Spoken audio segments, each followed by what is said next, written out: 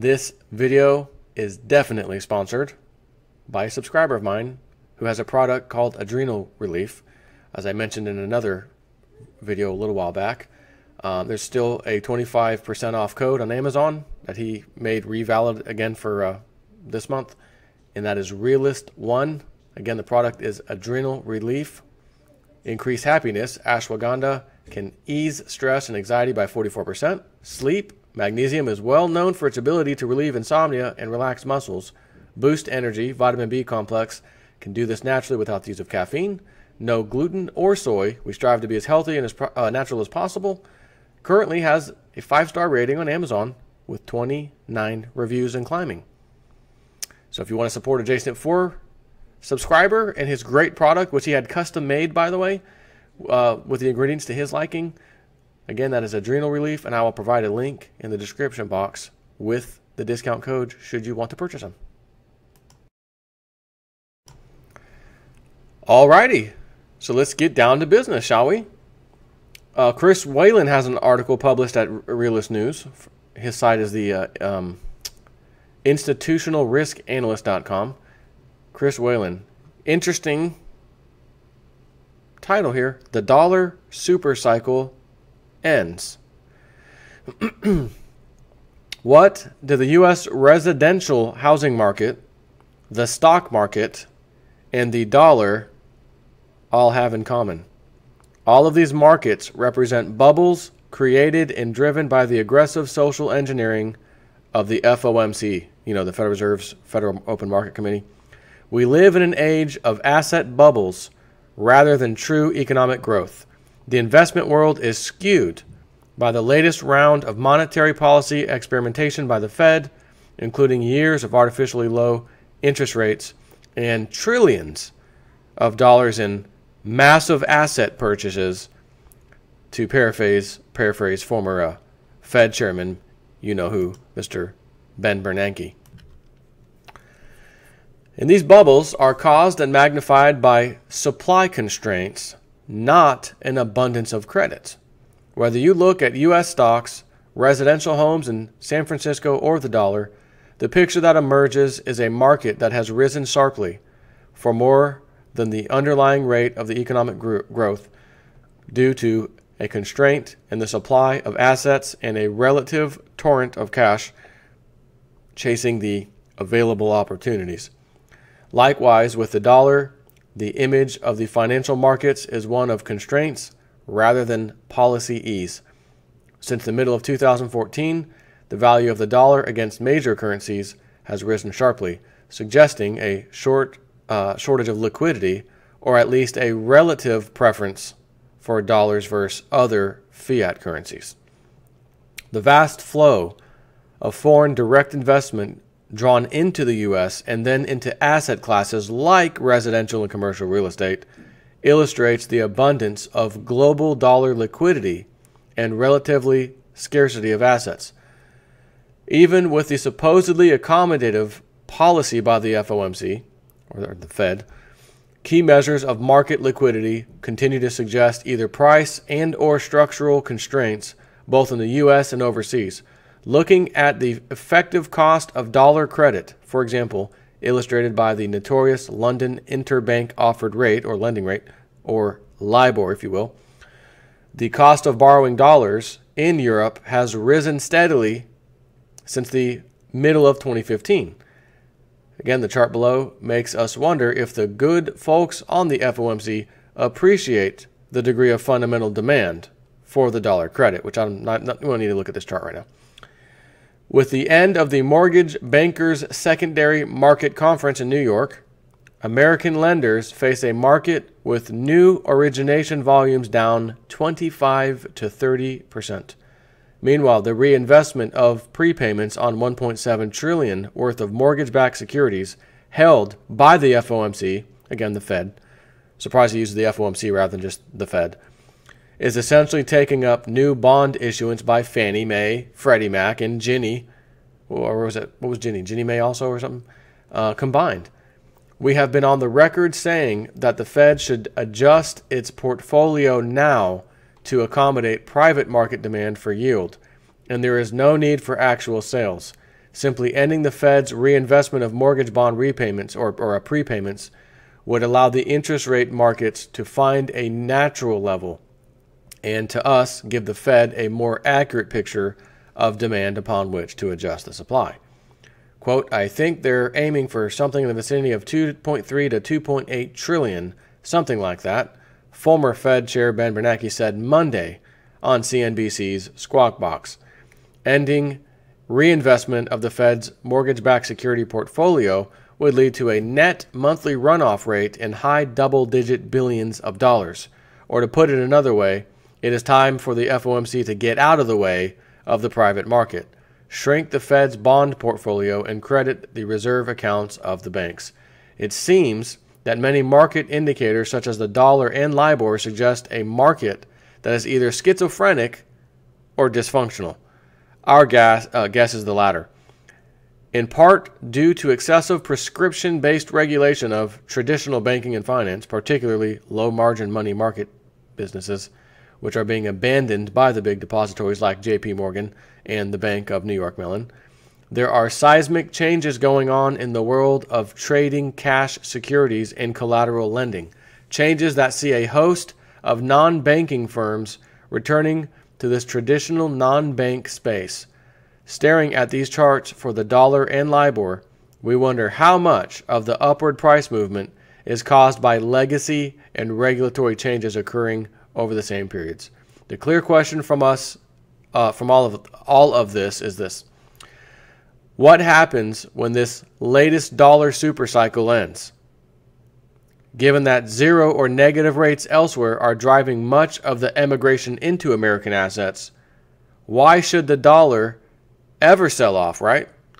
Regards the prospect of a dollar drop, Megan Green tells us on Twitter that only way I see it in the short run is if everyone else gets in trouble and the Fed opens up swap lines with other central banks to supply QE, more QE, hashtag unlikely, she said.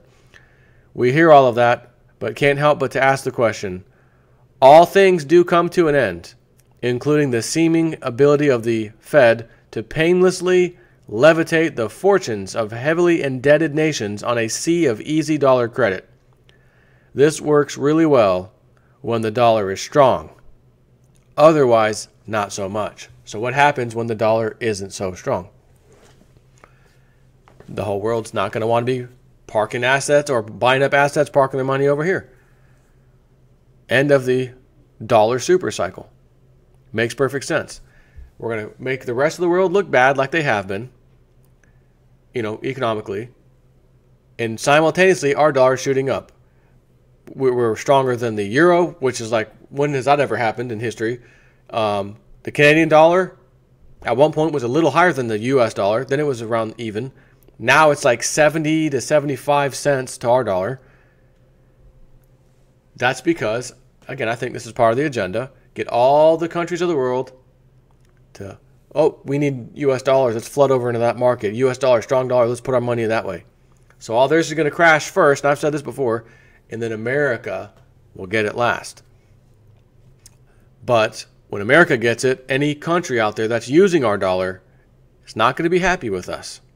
And it makes me wonder about the old thing Lindsey Williams talked about with, David Wilkerson's vision.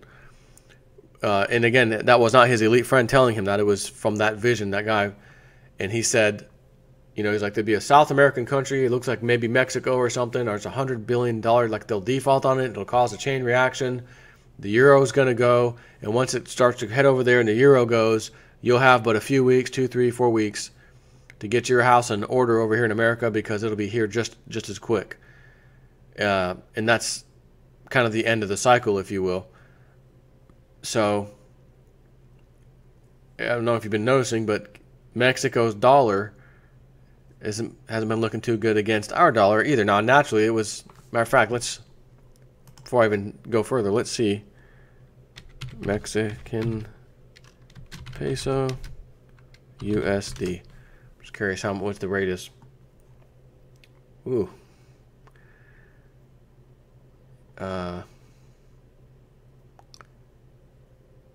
5 cents to $1. Is that what I'm reading here? 1 peso is worth 5 cents. I want to see if I can, let me pause this for a second. Yeah, so it looks like going back to even 2013, it was 7.5 cents to our dollar, 1 peso, 7.5 cents. Fast forward to 2016 to 2017, downward spike, not spike, but downward pattern. Even matter of fact, even at the peak in 2013, each year it's just gone down, down, down, down. It kind of leveled off in 2014, but then after that, down, down, down, down. So 7.5 cents is now roughly 5.5. Not even quite 5.5 cents or peso. So any debt that Mexico has in other currencies, especially based in U.S. dollars, balloons big. When it was a peso was 5 cents, and now it's was 7.5 cents. Now it's 5. That's what the equivalent of like 50% increase, right? Because if you have 5, or let's just round that up to 50, and you go up to 75, that's the equivalent. 5 is 50. 7, 0.75 cents, so 7.5 cents. That's 75. So if you have a number of 50 and it goes up 50%, that's the new number 75. So when the number is 75 and you have all this debt and it goes down to 50, it's a huge problem downwards. So all the, financing and the debt and refinancing their debt gets exponentially harder, just only because our dollar was stronger. Our dollar rises in value. That's it. Our dollar rises, and then it causes all kinds of problems across the world. Which is why all these countries shouldn't be in debt in the first place. However, we all follow the same rules. We all have central banks owned by the club, and that's the way the game goes, and everyone's going to be in debt, and governments are going to keep borrowing, and the central banks are going to keep printing, and every time they print, there's interest attached, and everyone gets in a big, giant daisy chain of unpayable debt until it implodes. So the fact that we're seeing all this hot money and everything, whatever, running over to this side of the world, America, well, the dollar's strong. The euro's looking bad, and that one's looking bad, and the peso's bad. Let's go get in American dollars. Yeah, help us refinance our debt again, guys. Good idea. And then we're going to pull the rug out when we're done with you. So this, to me, is that end of that dollar cycle. It's already high again. It's been high for a little while. The dollar, that is. And then when they're done doing whatever they have to do, drop that sucker.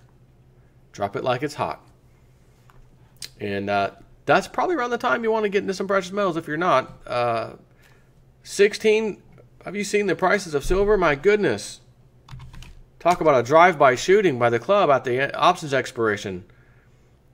$16.58. I'm not going to say it's time to load the boat, but not a bad time to go buy some more. And if by chance you do, and you go to sdbullion.com, Silver Doctors, tell them old JSnip4 sent you. There's even a code if you go to sdbullion.com / let me just double check, / JSnip4. This is for new customers, unfortunately, not for everybody. Special offer, 10-ounce Proclaim Liberty Silver Bar at freaking spot price. The code's still there. It looks like it's still valid. Of course, you can only use that for 1 bar. You get a spot price. But again, how can you pass that up? That's unbelievable. So, what was it again? 1658 as I'm doing this video. The club is desperate. And watch this. Watch how fast silver bounces right back up to 18. I'm going to make the claim now. Watch how fast it reverses and goes back. Now that they're done monkey hammering it. They flood it with all that money, the paper markets, push the price down, and then it's going to rebound really rapidly. They're having problems over in the, setting the silver fix over the LBMA London. They're having problems setting the gold fix. It's not matching the spot price. There's all kinds of crap going on. They've got the mines, again, the silver mines, the second largest mine. We ran out of all the good ore. Our numbers are going to be down going forward, period.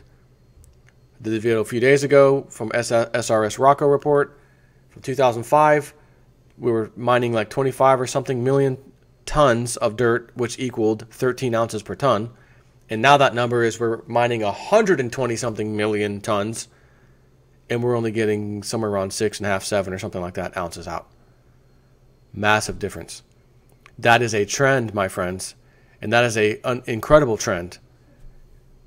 We were mining 13 ounces for every ton in 2005. We're now mining 6 or so, 7 ounces. And again, that's per ton, but we're also mining massive amounts since then, 100 and something tons versus 25 or so million back in 2005. Anyways, on to the next video.